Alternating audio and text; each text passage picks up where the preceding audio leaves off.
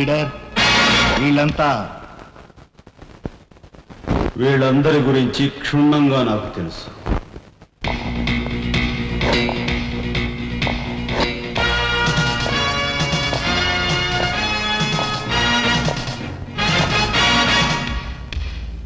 నువ్వు director of industries. ప్రతిభ గల ఎంతో మందికి ఉద్యోగాలు రాకుండా బంధు ప్రీతికి లంచగొండితనానికి దాసురవై అనేక మంది యువకుల బంగారు భవిష్యత్తును మంట గలుపుతున్న రాస్కెల్వి. నువ్వు ఎంప్లాయ్మెంట్ ఎక్స్చేంజ్ ఆఫీసర్. ప్రయారిటీలో ఉన్న నిరుద్యోగులకు ఏజ్ బార్ అవుతున్నా పట్టించుకోక నిన్నగాక మొన్న రిజిస్టర్ చేయించుకున్న వాళ్ళ దగ్గర లంచాలు మేసేసి అర్హత గల యువకుల జీవితాలతో ఆడుకుంటున్న స్కౌండ్రల్వి.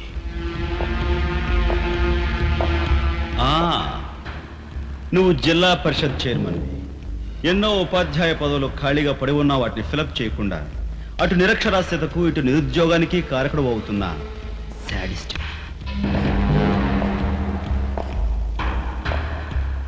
నువ్వు పోలీస్ రిక్రూటింగ్ అథారిటీ.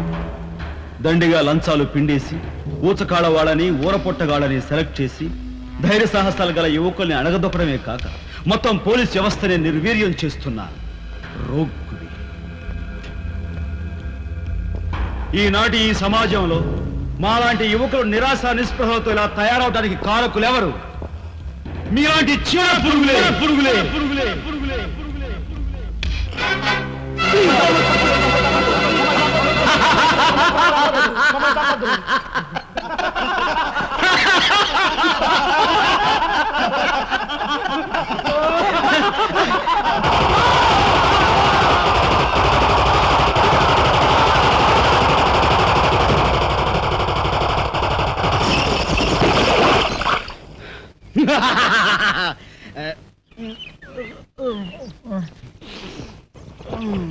వీడి మొద్దు నిద్ర పాడైపోను.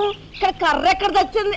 అరే ఊరుకోండి బామ్మగారు, పాపం రాజా పొద్దుపోయి ఇచ్చినట్టున్నాడు, కాసేపు పడుకోనివ్వండి. పొద్దుపై రావటం ఎందుకు, పొద్దు ఎక్కదాకా పడుకోవటం ఎందుకు? నీకు తెలవదు, నువ్వు వెళ్ళు.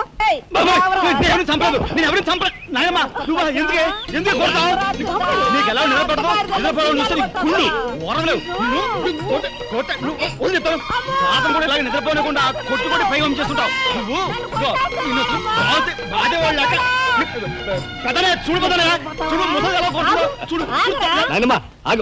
ఏమిటే చిన్నారితో నీకేమిటి? నువ్వు నీ పెళ్ళం ఇట్ట గారాబం చేయబట్టే ఆడు సోంబేర్లా తయారయ్యాడు. సోంబేరి గింబేట ఆగండి. మిట్ట మధ్యాహ్నం దాకా పడుకోవడం మూలంగా ఇంటికి ఉపయోగం, దేశానికి ఉపయోగం తెలుసా? దేశానికి? అవును మరి. నాలాంటి వాళ్ళకి ఉద్యోగం రాకపోవడం వలన స్ట్రైకులు చేసి బస్సులో తగలబెడతామా? అలాంటివి ఏమీ చేయకుండా యువతలు నిద్రపోవడం మూలంగా దేశానికి ఎంత ప్రశాంతత. ఏమిటినైనా లాభం ఏమ్మా, కానీ సంపాదన లేనోడు 3 పూట్ల మిక్కితే ఇంటికి ఎంత ఖర్చు? అందుకే అర్ధరాత్రి వచ్చి మిట్ట మధ్యాహ్నం దాకా నిద్రపోతాను. దాని మూలంగా రాత్రి భోజనం, తెల్లారి కాఫీ, టిఫిన్లు నీకు ఆదా కాదా? ఏనా ఇక పెద్దనే అంటావా? వాడు మధ్య తరగతి మనిషి, బోడు బరువు బాధ్యతలు ఉంటాయి, 10 మందికి సమాధానం చెప్పుకోవాలి కాబట్టి పొద్దునే లేవాలి. ఇక సీతమ్మ లాంటి వదులంటావా? ఇంటి చాకరీ బోర్డు అంత ఉంటుంది, ఆవిడ పొద్దునే లేవాలి. ఇక చిన్నయ్య ఇదిగో వీడు ఒక పుస్తకాల పురుగు, ఎప్పుడెప్పుడు ఐఏఎస్ పాస్ అయిపోదామని ఉంటుంది కాబట్టి తను పెందడే లేవాలి. ఇక చిన్నపిల్లలు పొద్దునే ఆడుకోవాలి, చదువుకోవాలి కాబట్టి వాళ్ళు పెందడే లేవాలి. నువ్వు నేను ఎందుకే పెందడే లేవటం? నా మాట విని నాయనమ్మా, నువ్వు నాతో పాటు అర్ధరాత్రి వరకు గాలి తిరుగుడు తిరిగి ఇంటికి వచ్చి నిద్రపోయి లేటుగా లేచావనుకో, ఇంటికి ఖర్చు తగ్గుద్ది, నాకు నీ నస తగ్గుద్ది. ముదిరిపోయావురా చిన్నబాబు, నీళ్ళు తోడుతున్నా ఎంత పొగర్రా నీకు? ఉదయంతో చాకరీలు చేయించుకుంటావా? ఏంటి దొడాలి, సబ్బెట్టాలి, రఫాడించేస్తానేమనుకున్నావు?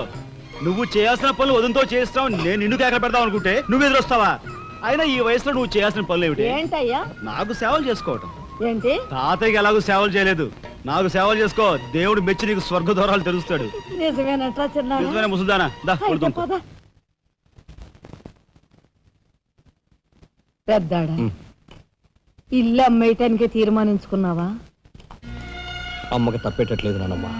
మనకున్న అప్పులకి ఇల్లు కాదు కదా, ఈ వీధి మొత్తం అమ్మినా ఏమీ తీరం. నువ్వు నోరు మీరా? ఆడి మాటలకేం గాని మీ తాతయ్య రెక్కలు బొక్కలు చేసుకుని ఇల్లు కట్టించాడురా. నా బంధులో ప్రాణం ఉండగా అమ్మ నేను నన్ను చంపుకు తిన్నంత ఒట్టే. ఈ మాత్రం దానికి అంత పెద్ద పెద్ద మాటలు ఎందుకు లేనమ్మా? అమ్మలే నా తిప్పలేవో నేనే పడతాను. అన్నయ్య, అసలు గొడవేమీ లేకుండా నేనే చదువు మానిస్తే? అయ్యి బాబోయ్, భలేవాడివే, చదువు మానేస్తానంటావేంటి? నువ్వేదో కలెక్టర్ అవుతావు, ఇంటెల్ పాదిని ఉద్ధరిస్తావు అని మేమంతా నీ మీద ఆశ పెట్టుకుంటే తప్పురా అన్న, ఆ పని చేయకు. అవును, ఇప్పుడు నీ అయ్యే చదువుకి ఎంత ఖర్చు అవుద్ది? ఢిల్లీ దాకా వెళ్ళాలంటే 500 ఖర్చు అవుతుంది. ఆ పైన ఎగ్జామ్ ఫీజు, ట్యూషన్ ఫీజు, పాత బాకీలో కలిసి కనీసం 25,000 అవుతుంది. 25,000? మా బాబే అంతేనా? 25,000 అంటే ఇదిగో మా పెద్దనే సర్దుకుంటాడులే, నువ్వు సర్దుకో. ఆడు సర్దుకోపోతే నువ్వు సర్దుకుంటావా? ఇదిగో, నువ్వు ఇష్టం మాట్లాడు. పోరా, నువ్వు భోంచే. లేకపోతే ఏంటయ్యా, మాకు తెగదలేస్తుంది. ఏ, నువ్వు నువ్వు భోంచేరా? మాట్లాడతావా? నువ్వు నాన్నమ్మ, చూడు, మోసం. నాన్నమ్మ, నువ్వు ఊరుకో. ముందు వాడు భోంచేది. రే రాఘవ, ఏ పరిస్థితుల్లో నీ చదువు ఆగిపోవడానికి వీల్లేదురా. ఎంత ఖర్చైనా సరే డబ్బు సంగతి నేను చూస్తాను. నువ్వు నీ ఏర్పాట్లో ఉండు. అదిగో వచ్చారు నీ గాడిద గ్యాంగ్. పూసే గాడిద వచ్చి మేసే గాడిదని చెడగొట్టిందంట. మెయిటివ్ అయిందిగా, ఇక లేచెండు. నాయనమ్మా, సాయంత్రం వచ్చేసరికి మునక్కాయ కూరలో ఉప్పు చేపేసి ఉండి పెట్టవా? ములక్కాయన్ని ఉప్పు చేప వండి పెడతా. ఎలా కొంటిదానా? మీ తాత ఇట్టగా ఏడ్పిస్తూ తినేవాడురా. ఈడు అన్ని ఆయన పోలికలే. ఏంటి ఈ రోజు మన ప్రోగ్రామ్? ఏముందిరా, షారా మామూలే. ముందుగా ఉద్యోగాల వేట, ఆ తర్వాత అమ్యూజ్మెంట్ పార్క్, కొడుకుసే వాళ్ళకి ఇల్లు చేరుకోవడం. ఇంటి వదలకే నీ ఓటు. మనాడికి రాజకీయాలంటే ఇంట్రెస్ట్ లేదు కానీ అప్పట్లో మనందరం కలిసి ఇందు వదరా జిందాబాద్ అని ఉంటే ఈ పాటికి ఒక్కొక్కడికి 10 ఉద్యోగాలు ఉండేవి. ఇందు వదల జిందాబాద్. బోలో స్వతంత్ర భారత్ కే, బోలో స్వతంత్ర భారత్ కే.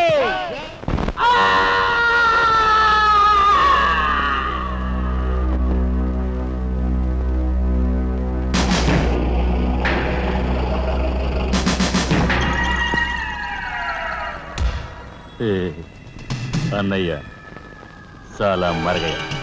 ఓ మీ తసారావుల బోర్డు కనకాంబరం, నీకు ఇంకా కుర్రతనం పోలేదురా. నువ్వు కాన్వెంట్కి ఎక్కువ, కాలేజీకి తక్కువను. చిన్నపిల్లలు బట్టల మీద సిరాజల్లుకున్నట్టు మొహం మీద నెత్తురేంట్రా. చుక్క గోరువెచ్చని నీళ్లు బొచ్చుతో వాళ్ళు తీసుకురా.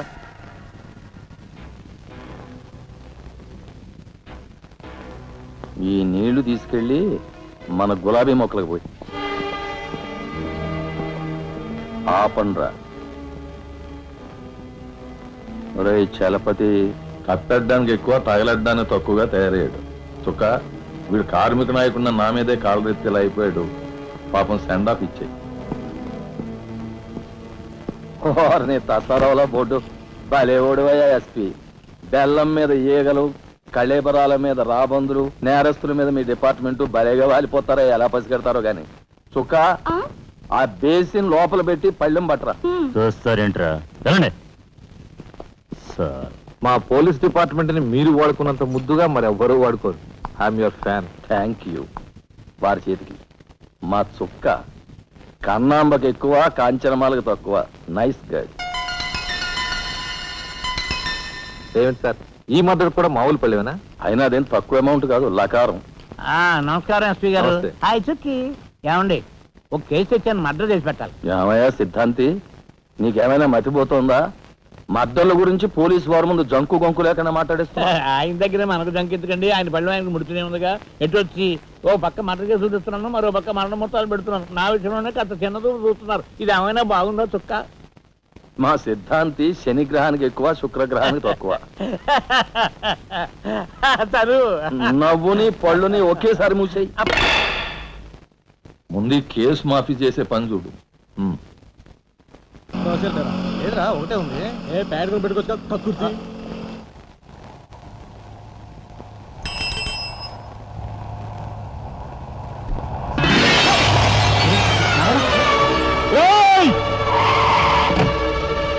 ఏం బాబా, కళ్ళు కనపట్టాలా? కాస్త మనసు చూసుకుని నడుపు car.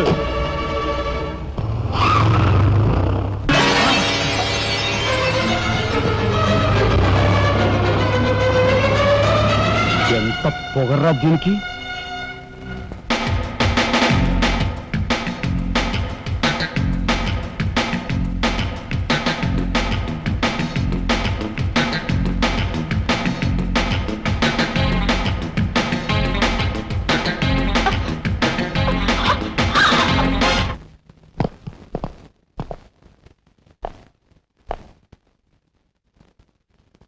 Stop! What the hell is happening here, yaar? We have come here to enjoy. Dance. Dance start the music.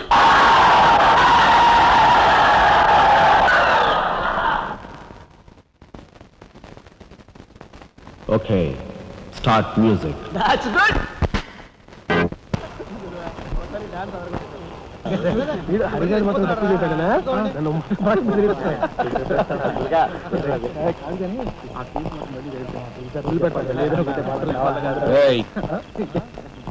షడబుడ్డి ఏంటి సార్? ఎక్కడి నుంచి రాస్తున్నారు? అమ్యూజ్మెంట్ పార్క్ నుంచి. టికెట్లు ఎక్కడ? టికెట్లు చింపేసి కదండి లోపలికి పంపిస్తారు. ఏంట్రా లాజికల్ మాట్లాడుతున్నావు?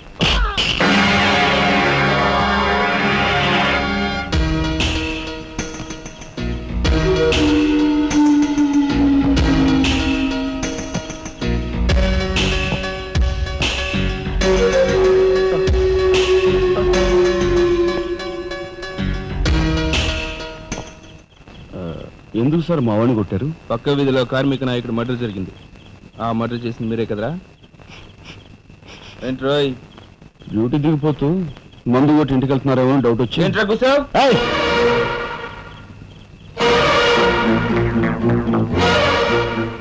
అసలైన నేరస్తుల్ని పట్టుకోవడం చేత కాకపోతే యూనిఫామ్ తీసేసి ఇంట్లో కూర్చో. అంతేగాని రోడ్డు మీద పోయే వాళ్ళని పట్టుకోవాలనుకుంటే ఎవరు ఊరుకోరు. జాగ్రత్త. పోదండి రా.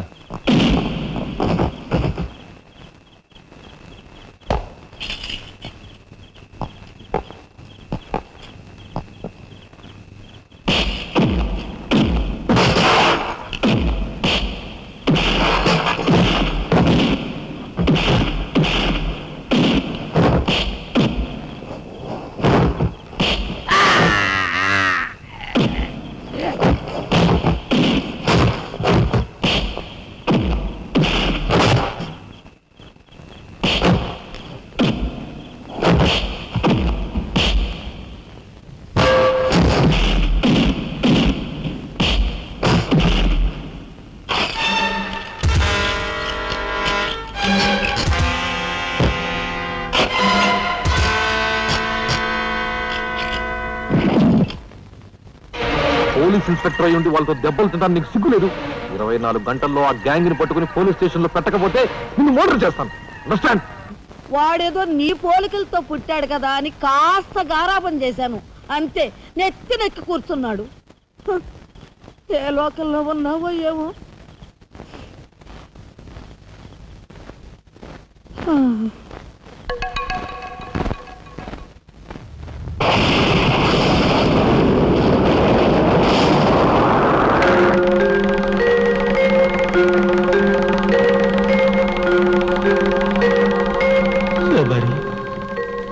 ఏమిటి ఆ చూపు?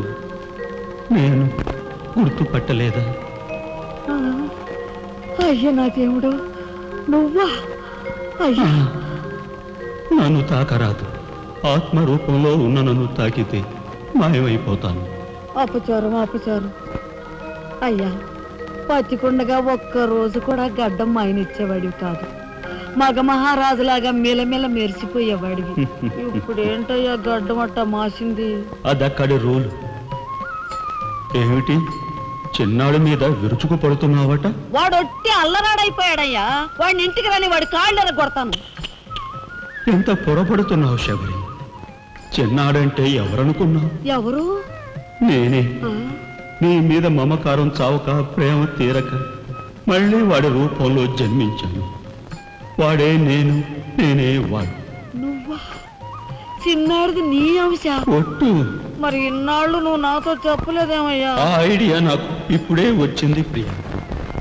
చూడు శబరి, ఇక మీదట వాడు ఎంత లేటుగా వచ్చినా, ఎంత పొద్దుకి లేచినా, ఏ పని చేసినా చేయకపోయినా వాడిని కించత్ మాట అన్నాహో స్వర్గంలో నేను క్షోభపడిపోతాను. అమ్మో అమ్మో, ఎంత మాట! వాడికి ఏమన్ను? అయ్యా, రాకొచ్చావు 4 మెతుకులు తినేళ్ళవా? నాకంత వ్యవధి లేదు శబరి. అవతల స్వర్గంలో నా కోసం రంభ, ఊర్వశి, మేనక డాన్స్ చేయకుండా ఎదురు చూస్తూ ఉంటారు. శబరి, ఏమిటా అలక? సహజమే. చూడు శబరి, నువ్వు నాకు పాదాభివందనం చేసుకుంటే నీకు స్వర్గం ప్రాప్తిస్తుంది. అక్కడ మనం కలిసి డాన్స్ ఆడదాం. నిజమా?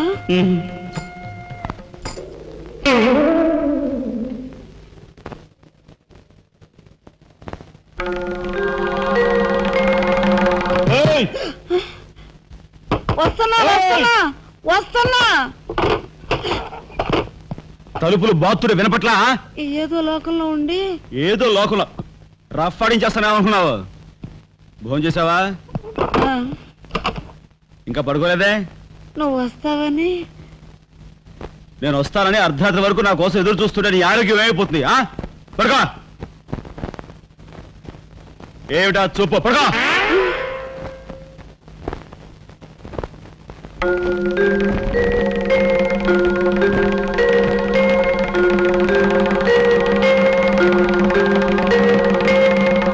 ఏమండి, రాఘవ్కు పంపించాల్సిన 25,000 గురించి ఏం ఆలోచించారండి? అదే అర్థం కావటం లేదు లక్ష్మి. ఆ 25,000 సంగతి అలా ఉంచు. కనీసం ట్రైన్ ఛార్జీలకైనా ఇచ్చి 4-5 రోజులు ఎలాగోలా ఆ 25,000 పంపిద్దామని చెబుదామన్నా ఈ 500 అయినా పుట్టేటట్లేవు. ఒక పని చేయండి, నా దుద్దులు తాకట్టు పెట్టి. వద్దు లక్ష్మి, వద్దు. ఈ సంగతి తెలిస్తే రాఘవ అసలు చదివే మానేస్తానంటాడు. నేనే ఇంకో ప్రయత్నం ఏదైనా చేస్తాను. గురు, బ్రహ్మాండమైన ఐడియా. ఈ డొక్కు కెమెరా అమ్మేస్తే కనీసం 200 రావచ్చు. నేను 10th క్లాస్ పాస్ అయినప్పుడు మా నాన్నగారు కొనిచ్చిన వాచ్ ఇది అమ్మితే 100 గ్యారెంటీ. ఈ కళ్ళజోడు ఉండ్రా, ఇవన్నీ అమ్మగా వచ్చిన డబ్బుతో కనీసం మా అన్నని ఈ రాష్ట్రంలో దాటించలేం. ఇంకా 5 రాష్ట్రాలు దాడాలతాను. అదేంటి చూడరా. 2,000కి 1 రూపాయి తక్కువ అయితే కెట్టదురా అంటే జిడ్డులో పట్టుకుంటారు. అయ్యో, ఏం జెంట్లమెన్ గారు, ఏంటి గొడవ? ఏం లేదు బాబు, మా ఇంట్లో అద్దెకున్న మనిషిని ఖాళీ చేయించి పెట్టవయ్యా అన్నాను. కాస్త రవిడేజం చేసి దానికి 2,000 అడిగాడు. కొంచెం తగ్గించుకోవయ్యా అన్నాను. చాచి లంపకాయ కొట్టాడు. ఇదిగో మధ్యపేరం, 1000 రూపాయలు ఇస్తావా? నీ ఇల్లు ఖాళీ చేయించి పెడతాం. 1000 రూపాయల? అయితే పదండి. ఏంటి పదండి, అవన్నీ మా వల్ల కాదు, మా గురువు వల్లే అవుద్ది. అడ్డుగో. నమస్కారం గురువు గారు. 1000 రూపాయలకు మంచి బేరం ఒప్పుకున్నాం గురు. నువ్వు కొంచెం రౌడీజం చేసి ఇల్లు ఖాళీ చేసి పెట్టాలి. రౌడీజం చేసి పెట్టాలా? రఫ్ ఆడిస్తాయేమనుకున్నావా? పాపం ఆయన ఇల్లు ఆయన ఖాళీ చేసి పెట్టడంలో తప్పే ఉంది. న్యాయమే కదా. ఒప్పుకో గురు ప్లీజ్. అంతేనంటావా? సరే బాబు ఒక మాట, అది సామాన్యురాలు కాదండి. రాలు అంటున్నాడు. కొంపదీసి ఆడదా? అవునండి. ఆడదాని మీద నా ప్రతాపం చూపించడమా? సిగ్గులేదు. పోతలే. బాబు మీరు ఒక్కసారి వచ్చి చూడండి. అది ఆడది అనుకుంటే మీరు తలొక తను నన్ను తన్నండి. ఇది ఎక్కడ ఆడదురా అనుకుంటే మీ హెల్ప్ మీరు చేయండి, మీ డబ్బులు మీరు తీసుకోండి. పద.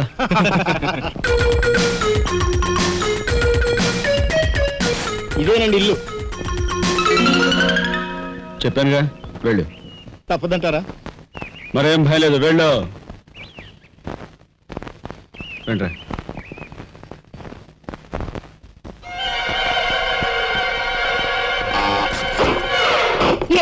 మా ఫ్యామిలీ రోడ్డు మీద ఉందమ్మా. ఈ కన్యాకుమారిలో చాలా గొప్ప తల్లి. అయ్యా అమ్మా, వద్దు వద్దు అన్నాను. వెళ్ళు వెళ్ళు అన్నారు. తీరా లోపలికి వెళ్ళి చూస్తే అది మాత్రం ఆడదు కాదండి బాబు. దీని సంగతి నేను చూస్తా.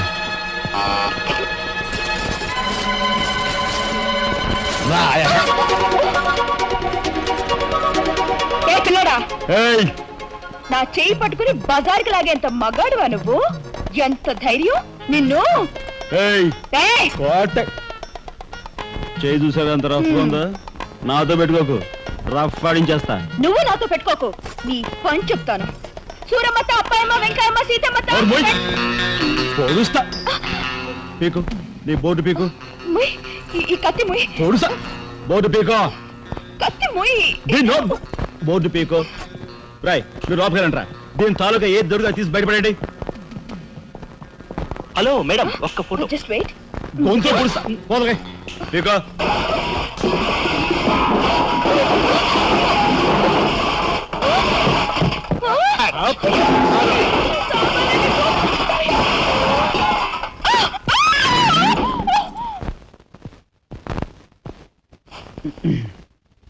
చిన్నాయ్, నువ్వు రేపే ఢిల్లీ వెళుతున్నావు.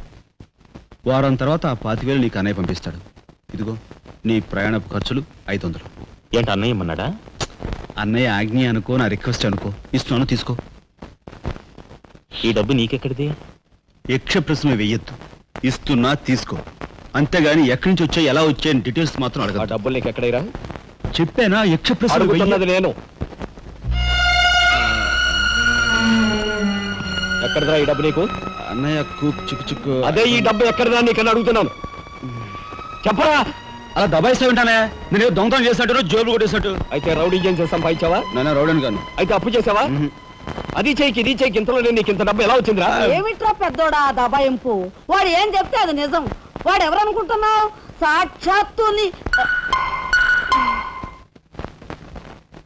అన్నయ్య ఇప్పుడు వివరాలు ఏమీ అడగద్దు, అన్ని తర్వాత వివరంగా చెప్తాను. వివరంగా చెప్తాడు. వదినా తప్పు. వదినా వదినా ఏం బాబు? ఇదిగో వదినా, అన్నయ్య కోరిక ప్రకారం నీకు పట్టు చీర, బంగారు నగలు. బంగారు నగల? బంగారు నగలంటే బంగారు లాంటి గిల్ట్ నగలు. అయితే రాత్రి మేము మాట్లాడుకున్న మాటలు. అన్నయ్య ఇప్పుడు వివరాలు అడగద్దు, అన్ని తర్వాత వివరంగా చెప్తాను అన్నానా? ఇప్పుడు వివరాలు ఏం అడగద్దు, తర్వాత అన్ని వివరంగా చెప్తానన్నాడా? ఆ వివరాలు నేను చెప్తాను. అమ్మని ఇది ఇంటి దాకా వస్తుందని తెలిస్తే అక్కడే నరికి పాతేసేవాడిని. ఎవరమ్మా నువ్వు? సామాన్తో పాటు దిగిపోయా?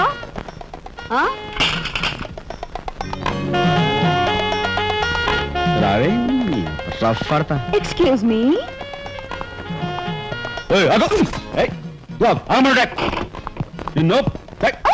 ఏమిటి ఏమిటి దౌర్జన్యం? ఇంట్లో వచ్చింది కాకుండా గది గది వెళ్తున్నావా? నా శీల ఏ గదిలో భద్రంగా ఉంటుందో చూసుకుంటున్నాను. నీ శీలం ఆ కోట్ చేజులంత రఫ్ ఉందో, రఫ్ పాడించేస్తా. కొట్టుయా కొట్టు. నీతో రఫ్ ఆడించుకోవడానికి వచ్చాను. కొట్టు.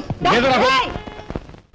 బామ్మ, ఈ ఇంటికి పెద్ద దిక్కులో ఉన్నారు, పైగా ఆడవాళ్ళలాగా ఉన్నారు. ఈ ఆడదాని బాధను అర్థం చేసుకోండి. ఈ భారతదేశంలో ఒక ఆడదాని శీలానికి భద్రత లేదా? కనీసం శీలం అంటే నీ బొంద.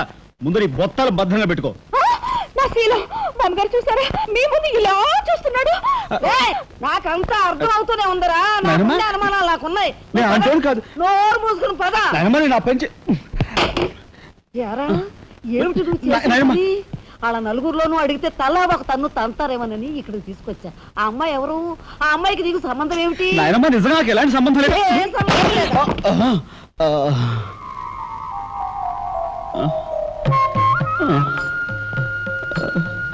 శబరి, ఏం జరిగింది? అయ్యో దేవుడు, నువ్వు వచ్చావా? అవును శబరి, నా శబరి ఆవేశం చూసి ఏం జరిగి ఉంటుందా అని వచ్చాను. ఏం జరిగింది? ఇంకా ఆవేశం ఏమిటయ్యా? నీ అంశతో పుట్టిన నీ మనవడు ఏం చేశాడో చూడు. ఆ అమ్మాయిని ఎవరినో తీసుకొచ్చాడు. ఏనాడైనా మన ఇంటా వంట ఉందా? శబరి, నువ్వు అనుకున్నట్టుగా చిన్నవాడు అలాంటి వాడు కాదే. నువ్వు అనవసరంగా ఆవేశపడు. చాలేవయ్యా అని సమర్థిస్తున్నావు. ఆ పిల్లవో నా శీలమో నేను రోడ్డును పడ్డా అని అంటుంది. ఇప్పుడు ఏ ఆధారం లేని ఆ పిల్లని మన ఇంట్లో పెట్టుకోవాలా అక్కర్లేదా? చూడు శబరి, నువ్వు కొంచెం చూసి చూడలేదు. ఏంటి చూసుకోపోయేది? నాయనమ్మా, ఏం జరిగింది? అయ్యో నా దేవుడు, వెళ్ళిపోయావు. ఎవరే ఎక్కడికి పోయారే? అక్క, దిక్కు ముక్కు లేని ఆడదాన్ని, భద్రత లేని ఏ ఇంట్లోనైనా ఉన్నాననుకో, నా శీల రౌడీల పాలవదా? పోనీ భద్రతగా వెళ్ళి ప్రయత్నిద్దామన్నా వేల మీద డిపాజిట్ కట్టాలి. శీలవతనైనా నేను అంత డబ్బు ఎక్కడి నుంచి తీసుకురాను? నేను ఆ అమ్మాయి విషయంలో ఒక నిర్ణయానికి వచ్చాను. నువ్వు నాకు అడ్డు పడ్డావో నా మీద ఒట్టే. నాయనమ్మా, నీకు అనుకూలమైన ఇల్లు దొరికే వరకు నువ్వు ఇక్కడే ఉండమ్మా. నిజమండి? అవునమ్మా, నువ్వు ఇక్కడే ఉండు. బామ్మ, తప్పుకోండి చిన్న బాబు గారు. బామ్మ, మీరైనా నా బాధను అర్థం చేసుకున్నారు. నా రూమ్ ఎక్కడా? రైటా లెఫ్టా? రైటే, బాత్రూమ్ ఉంది, వెళ్ళు. ఎవరు మీరా? ఇటు వెళ్ళమ్మా. థ్యాంక్స్ బామ్మ. తర్వాత చూసుకుంటా. రఫ్ పడతా. ఏమిట్రా వేలు చూపిస్తున్నా? ఒకవేళ అదే మొత్తం 5,000 చూపించి ఇక్కడే ఉండు అంటున్నాను. ఏమిట్రా, ఏం మీ జరిగింది? ఫ్రెండ్స్ అందరినీ పోలీసులు వ్యాన్లో ఎక్కించుకొని తీసుకెళ్తున్నారు.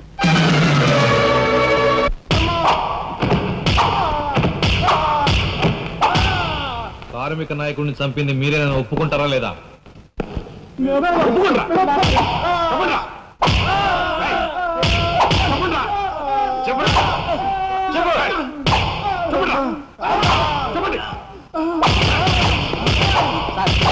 వచ్చాడు సార్.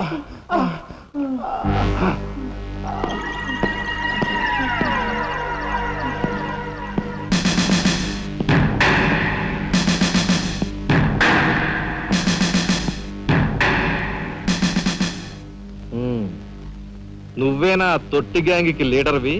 తొట్టి గ్యాంగ్ కాదు, అనుకుంటే ప్రాణాలు తోడే గ్యాంగ్. ప్రాణాలు తోడే గ్యాంగ్.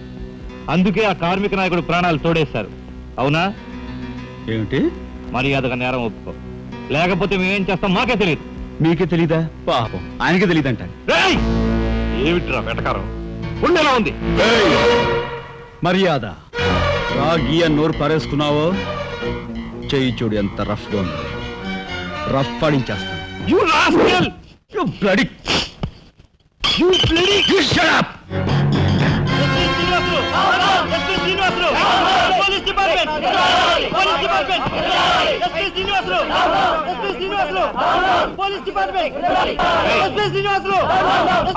సార్ ఆగాలి. కార్మిక నాయకుడిని చంపింది ఏకాంబరమేనని నేను జర్నలిస్ట్ గా పేపర్ లో రాశాను కూడా.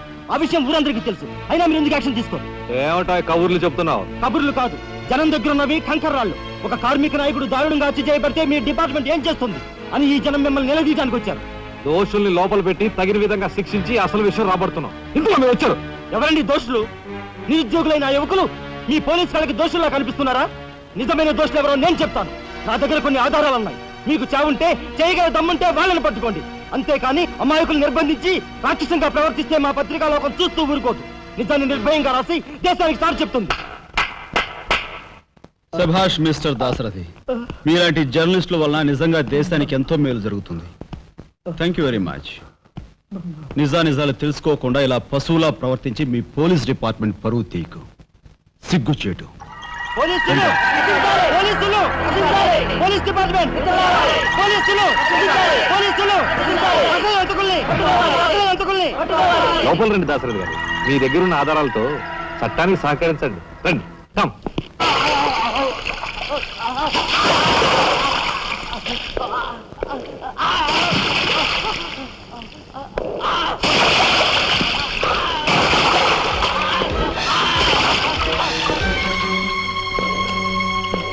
ఏమయ్యా జర్నలిస్టు, నాలాంటి వాడితోనూ ఎస్పీతోనూ తగువ పెట్టుకుని ఎందుకయ్యా చావు కొని తెచ్చుకున్నావు? మనిషిని చంపటం ఆటవికం. You are right. అందుకేనయ్యా నువ్వంటే నాకు చాలా ఇష్టం. చచ్చిపోయే ముందు కూడా ఇలా రెచ్చిపోవడం దేశంలో ఎంతమందికి సాధ్యం? తమ్ముడు, వీడు దేశానికి పనికొచ్చే జర్నలిస్ట్లా ఉన్నాడు. వదిలిపెట్టేద్దామా? ఊరుకోనయ్యా, మనల్ని ఎండగట్టి వాడి పేపర్ సర్క్యులేషన్ 3,000 నుంచి 30,000 పెంచుకున్నాడు. చాలా. తమ్ముడు చెప్పింది నిజమే. మమ్మల్ని బజారుకి ఇచ్చి నీ పేరు ప్రతిష్టలు పెంచుకున్నావు. మరి మా పరువు ప్రతిష్టలు కూడా మేము కాపాడుకోవాలి కదా. అయినా మనిషిని చంపేయడం అంటే సరే కానీ.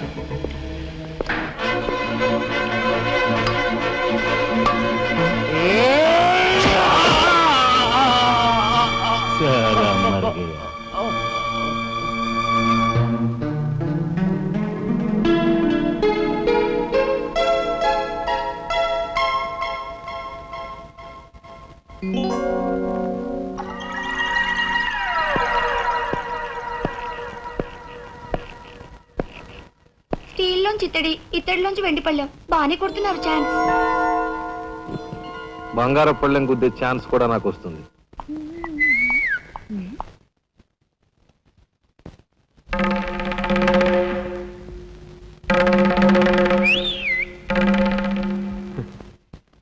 ఏమిటా చూపు?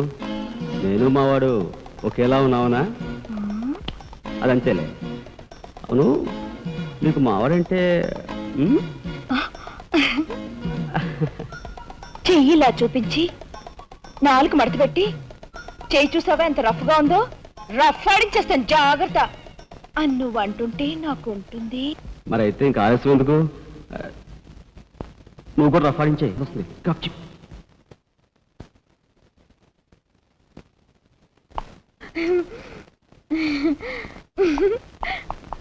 ఇదెక్కడ సవితి పోర్రా దేవుడా! శీలవతి అంట, శీలవతి సింగినాథం జీలకర్రాను. నా మొగుడు ఫోటో చూసే ఇది ఒళ్ళు తెలియకుండా ఇట గెంతుతా ఉంది. ఆయనే బతుకుంటే ఈ చిత్రాంగ నా మొగుడిని ఎప్పుడో లేపుకెళ్ళిపోయేది. కుమారి కన్యాకుమారి అంట. కన్యాకుమారి రోగం వదిలిపోయింది.